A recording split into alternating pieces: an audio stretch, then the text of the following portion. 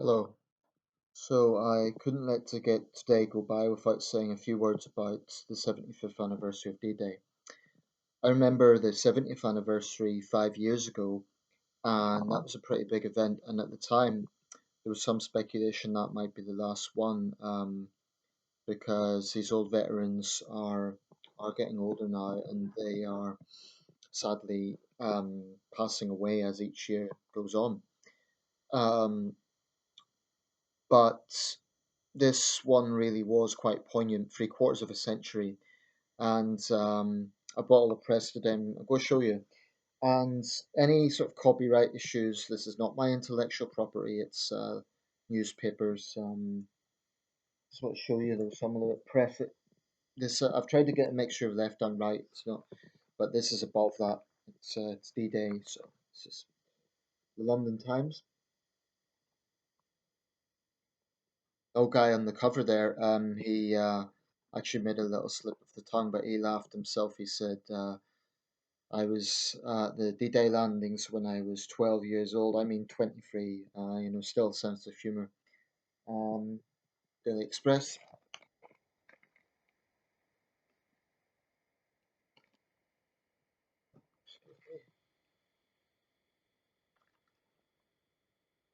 the Eye,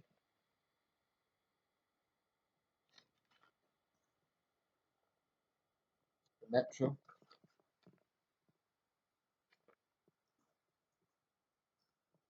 Daily Telegraph,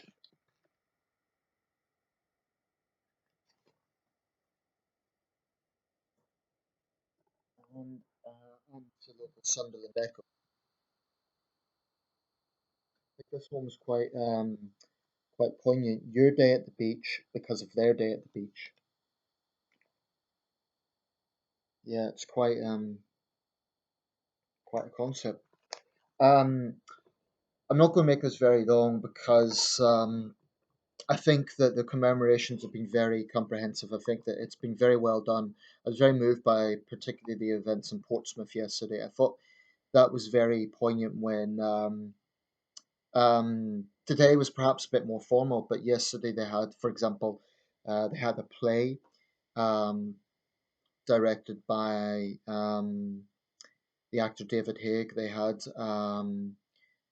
uh, period sort of dancing, Andrew's sisters renditions. It was very, very well done. They had flyovers. Portsmouth, of course, was an important, the main staging point from the United Kingdom to northern France. Um, and then they had readings by world leaders, Theresa May, Donald Trump, Justin Trudeau, Emmanuel Macron all read out excerpts.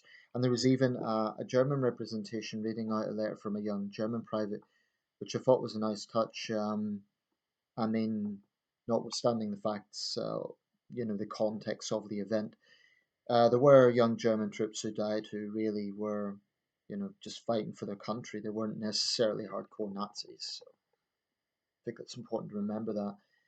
Um, in fact, one of the old Wren nurses, I believe, she said that she cradled the head of a dying young soldier who was a German. I believe that was it. It was anyway. I'm not going to add anything original really, except that it's it's quite a thought to think that these old men and women who are with us now, they won't be with us for very long, and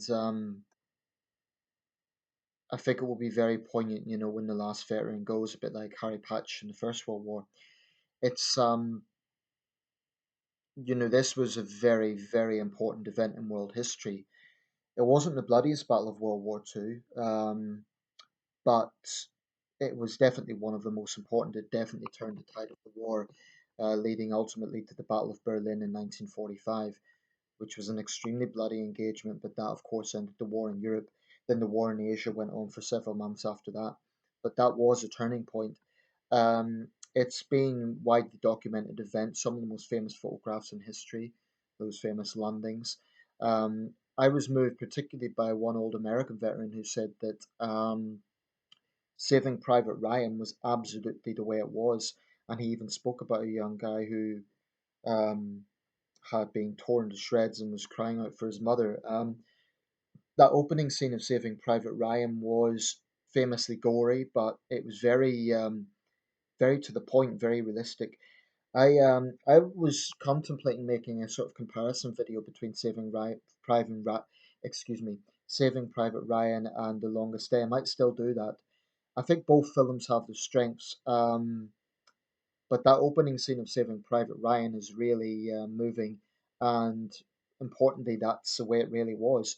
Omaha Beach, in particular, was a bloodbath. Utah Beach, Sword Beach, Gold Beach, Juno Beach.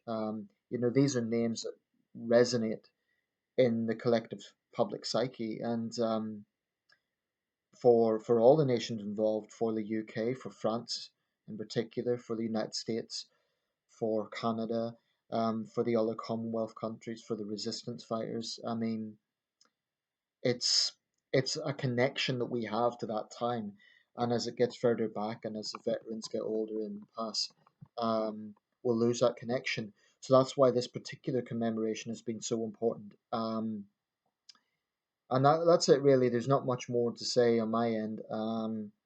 I'm pleased with seeing coverage and pleased I've got this press to mark this historic event. And I would echo what Theresa May said. We can only really thank these men and be grateful that we never had to go through the hell that they went through. At least most of us didn't. Um, there are some servicemen alive today who've seen action in Afghanistan and Iraq, but this was really, a very critical point in history, and I think we should never forget that. So, D-Day, 75 years on.